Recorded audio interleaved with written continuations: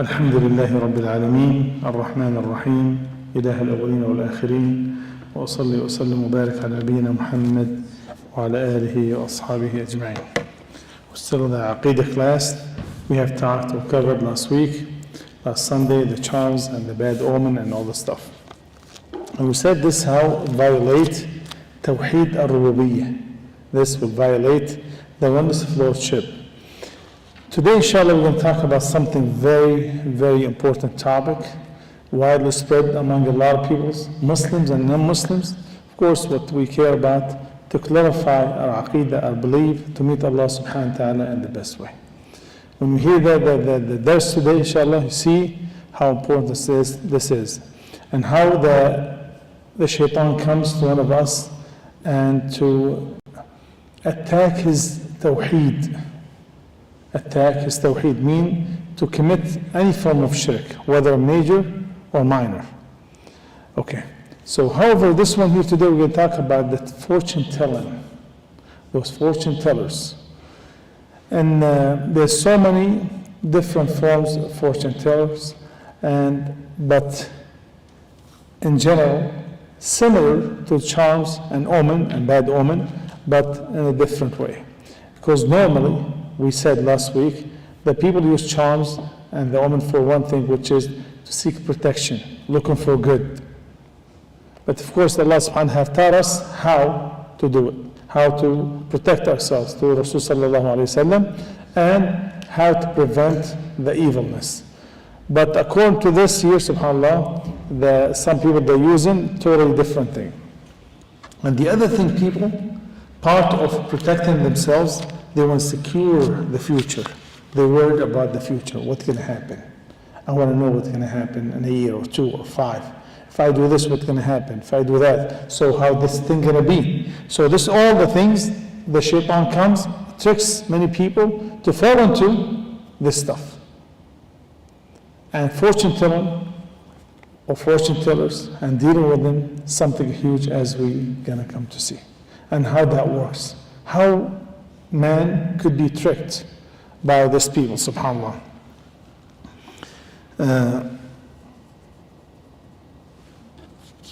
There's some of them, some fortune tellers, they come to you like they affect the mass of the people, one group. And what they do, for example, you drink a cup of coffee, they flip it. You see like some lines in there. In the cup of coffee, especially the Turkish coffee. When they flip it, they see it, this is what's going to happen. Some people, they look at your palm, right? So see those sealant lines we have? So I think this is going to happen here, this there. I think this means, see that little thing there? They start from here. Something that make it so simple and it's not a big deal. And some people, they use the horoscope. They say some different countries, in Asia somewhere, I think they cut the chicken, non-Muslim, they cut the chicken to pieces in the day of the marriage, the night of marriage, so the bride and the groom, they pick something up, each one of them pick up a piece, and there's a man there, like a fortune teller will tell them this is what's going to happen, this is what's going to happen. So there's different cultures, different way they deal with such a things. And look at the Muslims, what they do. The Muslims, they do something, I don't know if you have heard of this or not. I have heard that. They doing this indirectly, without even knowing. They open the Quran, let's say someone want to get married, someone will buy a business. They open the Quran, so they look at the Quran, they see that, for example, do or don't do. Or according to the letter or the first word comes, they see, their eyes on what they see, then they do according to that. Subhanallah. So they change the Quran to become like a fortune teller's thing. I mean, where they came up with this? The Quran. Did Allah or His Prophet ﷺ have commanded us if we confused with something to do that? So open the Quran. Whatever page comes out, wow. Man, subhanAllah, it's from Allah. So they do Muslimin. They do this. There's no such a thing in this And the Sunnah of Rasul sallallahu alaihi wasallam or the Quran say this, subhanAllah. So, the fortune tellers, okay, they are divided to two groups. One of them, they play with the people's feeling. They're not as big as the other side kind. But still, they're making money, without the money, they're having fun, I guess. Those people, subhanAllah, they deal with the ignorance mostly. Of course, when you deal with that, the sign of ignorance, definitely. But these people, subhanAllah, there's like they're so silly.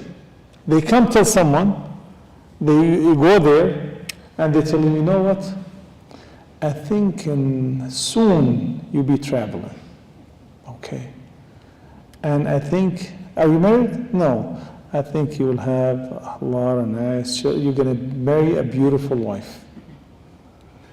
You're going to have a lot of children. Right? So then I think you're going to have a good job. And this and this and that. SubhanAllah, they tell you about 20 things. 20 things, this is a common thing every one of us is going to have. You're going to get married. Probably going to love your wife. Probably you're going to travel. Probably you're going to do this. You're going to do that. Right? SubhanAllah. All this stuff, probably 1 out of 20 or 1 out of 30, they tell you. One of them happened said, wow. He was right. Because normally all this comes in your subconscious back there, stored. Even if you forgot, when this happened, the shaitan clicks it there. See, he told me he knew what happened, going to happen. See how slick that is? Tell you like about 5, 6, 7, 8, 10 things, 20 things. What is going to happen? Not them, any one of us tell you know what? We're going to travel soon. But how soon? A week, a month, a year, say. And 5 years said, he knew I was going to travel. So everyone travels. So that's the thing some people fall into this. This is something, subhanAllah, one of the things they do.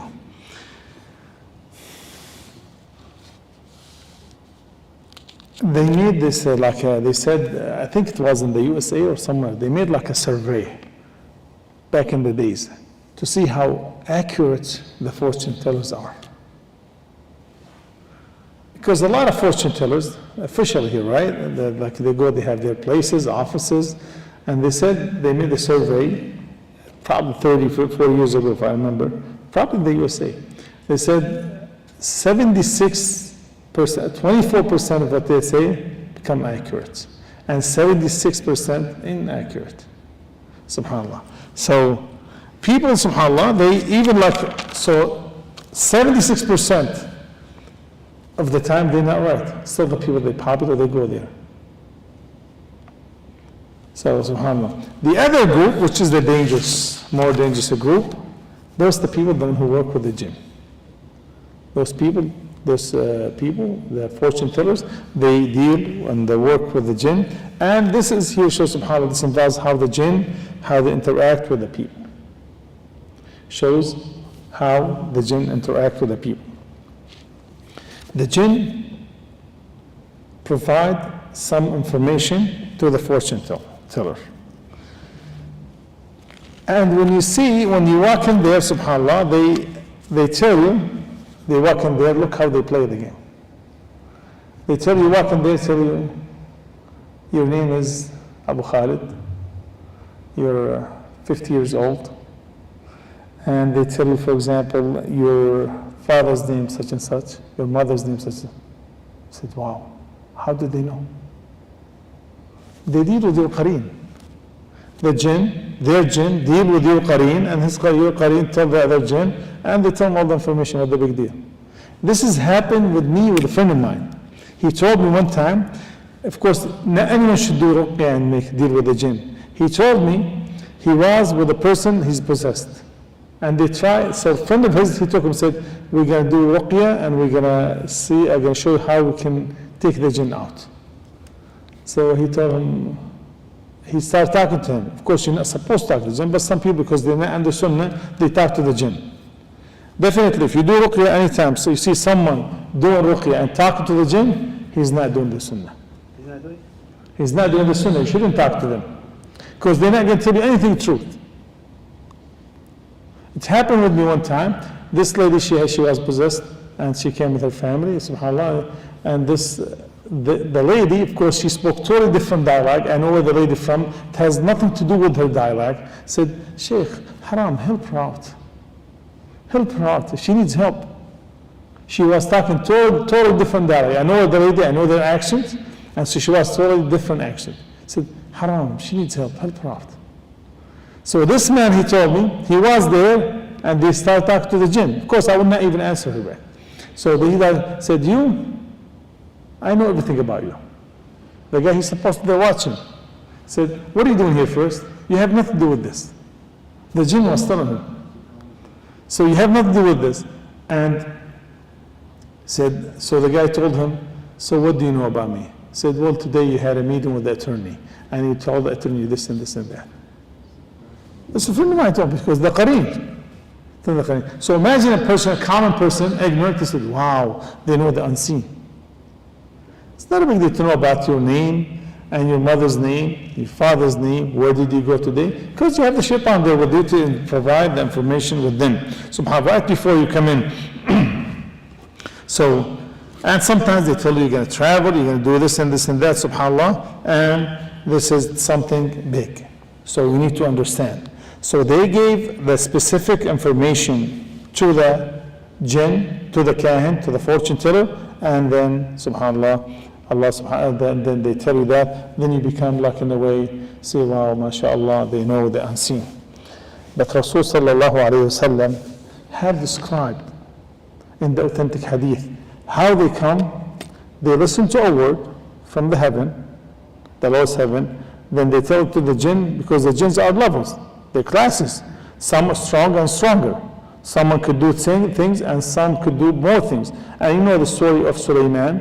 One jinn, he told him, I can bring the throne of Balqis within a day. The other one said before, within a blink of an eye, it comes here. So the thing is, some stronger than the others. So some jinn here, subhanAllah, they hear something and they tell to the jinn beneath them, till like 1, 2, 3, 4, one is best, till reach the magician or the fortune teller. And Rasul sallallahu alayhi wa sallam in the hadith of Aisha said, Ya Rasulullah, sometimes they say the truth, the fortune tellers. Said yes. But subhanAllah, with every lie, with every truth, it's mixed with 100 lies. One true word, and mixed with 100 lies. So sometimes they say one true word, and then you take it as, you forget about the 99 lies, and you focus on the one true word, subhanAllah. So the information you get by them definitely is not highly accurate whatsoever, rather than it's mixed with falsehood.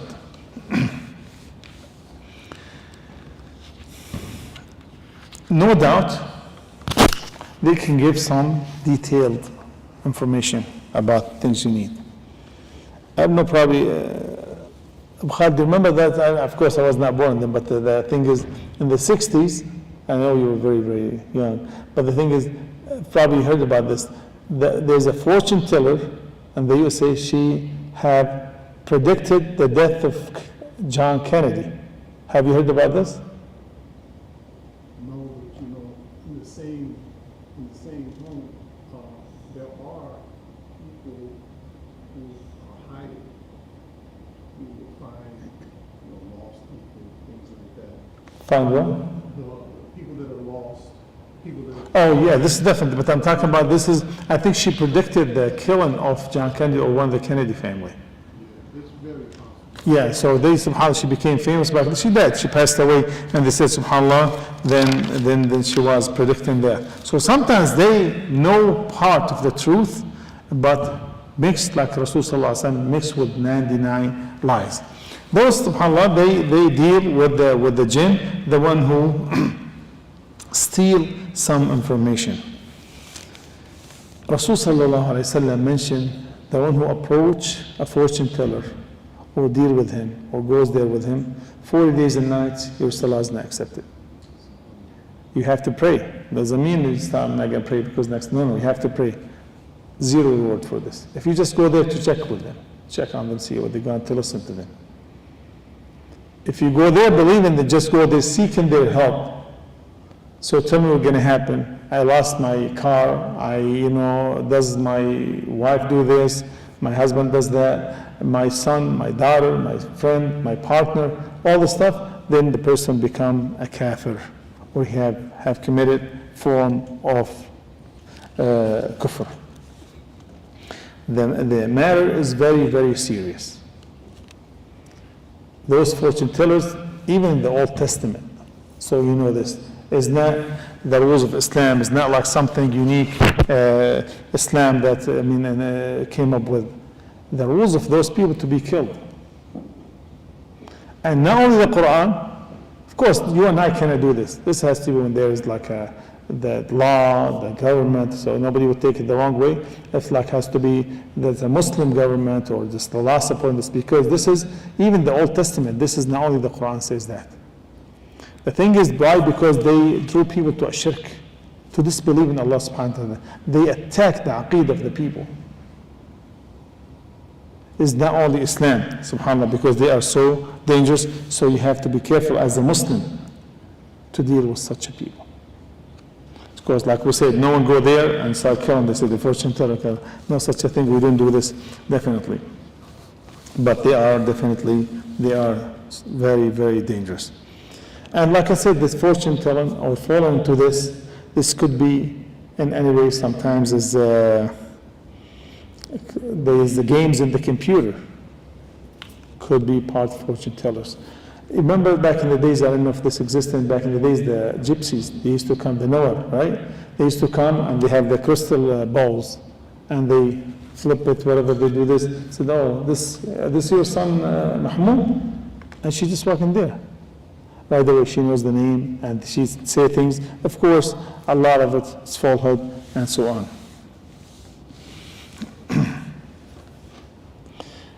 How does the jinn know about the information? Where they get their information from? Since Rasulullah said they have one truth mixed with 100 lies. So there's one truth. Did you pay attention to this part of it? So part of it, right, 1%. But that 1%, how did they get it? They listen. The thing they listen, they said the 3 stages, the jinn had to go through 3 steps. Before the ba'athah, before the message of our Prophet, and during the message, and after the message of Rasulullah. So remember, the message before the message of our Prophet, how the jinn heard. During the message, what did they hear? And after the message, after the death of Rasulullah. So 3 steps. The scholars said before the message, they used to listen, like there was like a huge access for them. They used to listen to the conversation between the angels and the commands of Allah subhanahu wa ta'ala to the angels. So they used to hear a lot. So they hear the access, what the angels, what Allah have said, for example. Allah have said, do this, they hear it. This is authentic, it's not something like, an opinion or a school of thought. This is authentic by the hadith of our Prophet sallallahu alayhi wa sallam and the Quran. It said, وَإِنَّا كُنَّا نَقَدُ مِنْهَا مَقَاعِدَ السَّمْعِ فَمَن يَسْتَمِعِ الْآنَ يَجِدْ لَهُ شِهَابًا رَصَدًا. We used to listen and we used to sit and hear. But now, over here, he'll find a burning flame after him, like shooting fires, right? SubhanAllah. So, however, before the Prophet ﷺ came with the message, they used to listen, Ya Abu Ahmad, to everything, or to a lot of things. And they give it to the magician or the fortune teller. During the ba'athah, during the time of Rasulullah, life of Rasulullah, they have almost no access. Almost no access. A little bit. Of course, this is all tests from Allah subhanahu wa ta'ala, definitely, like all the tests. Why? It's a test from Allah subhanahu wa ta'ala. We don't know why. Then after the death of Rasulullah, there's 2 opinions. One of them, they said they went back to the same before the message of our Prophet ﷺ, and some they listen, but not as much. Because during the time of Rasulullah, they were almost prevented from listening. So this is the 3 steps it was mentioned in the authentic Sunnah. Of course, the thing is that the fortune tellers, they do not control the jinn. You need to understand this. They do not control the jinn like what they call it, Misbah al-Adin, the rabbin lamp, right? They used to rub over the Aladdin thingy, right? So the jinn comes, said, here, Shabik, Labik, I'm here I am, whatever you need, I'm at your service. So there's no such a thing. There's no control by the fortune teller does not control the jinn. There's a contract between them two. I do this for you, you do this for me, and vice versa. So the deal, what the jinn gonna benefit from the fortune teller? Anyone knows? The fortune teller is going to be like, he has to estimate first. Of course, he's a fortune teller is a mushrik, no doubt. But what the deal, what he's getting, he already mushrik. What he gets out of It's it? going to be a fitness to a lot of people. Fitna to a lot of people? Okay. Subhan? His soul, like he trades his soul basically. Okay. They make the fortune teller go like Disgusting, okay. Get away from deen. Now, Get away from deen. they drew people away to shirk, or drew people to shirk. Make him believe the unseen, that there's someone else, no other unseen beside Allah subhanahu wa ta'ala, do some haram stuff, paying money for this. So basically the main thing, their main job as a fortune teller to draw people to shirk. So this is the contract between the two. For the,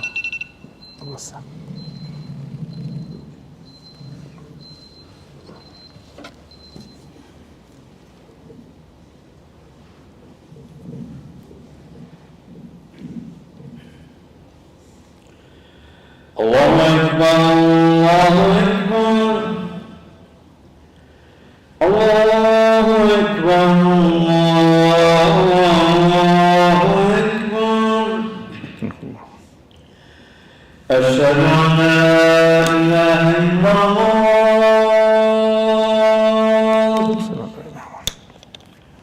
أشهد أن لا إله إلا الله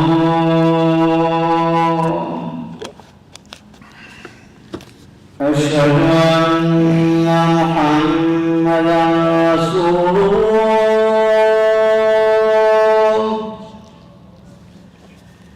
أشهد أن محمدا رسول الله حي على الصلاة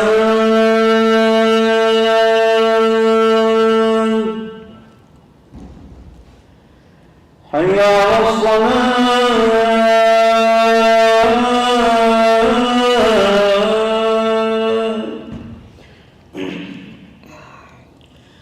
حي على الفلاح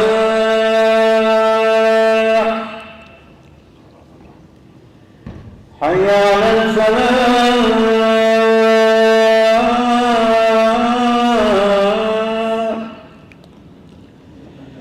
الله أكبر الله أكبر لا إله إلا الله لا إله إلا الله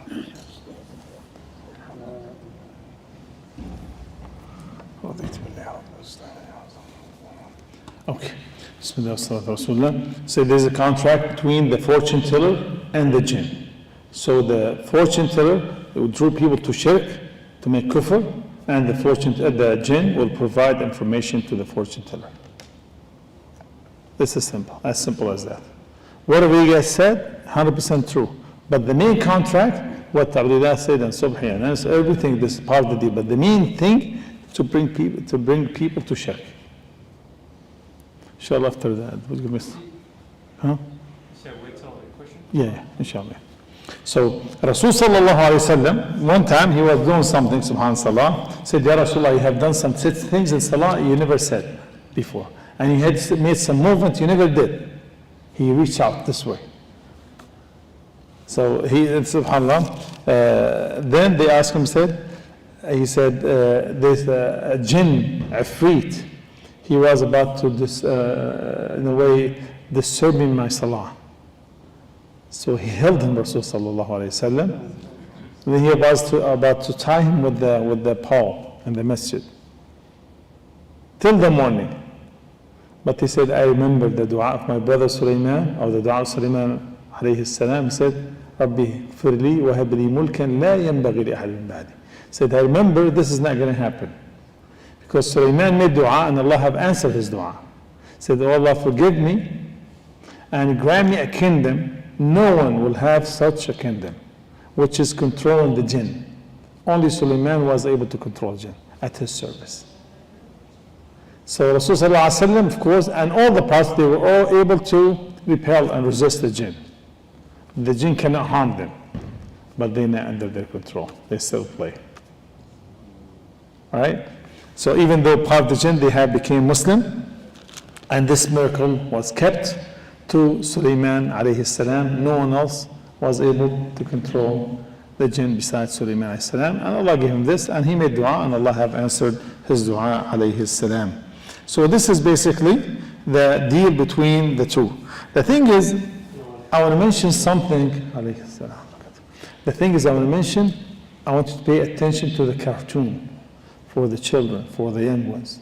A lot of cartoons involves or contain some poison. Fortune tellers, fortune tellings, and a lot of the stuff haram. And this will be in the back of their mind, and subconscious is there. So when they grow up, they get used to this. So you have to monitor. You have to be sensitive toward this stuff. Not for the children to be raised around such a thing. This is a big thing. So even some people say this is a cartoon. No, I know it's a cartoon, but you have to watch what it is. You have to understand what it is and what the thing's all about it. So, and remember, like I said, the main thing, we have two types of those fortune tellers. One of them, they play with people's minds, and they try to fool people. So like they give them 20 or 30 things, they're going to happen this and this and this and that. 1 out of 30 happens, said, wow, they know. And the other ones, they deal with your qareen, with the jinn. They know one. They said, that's Rasulullah.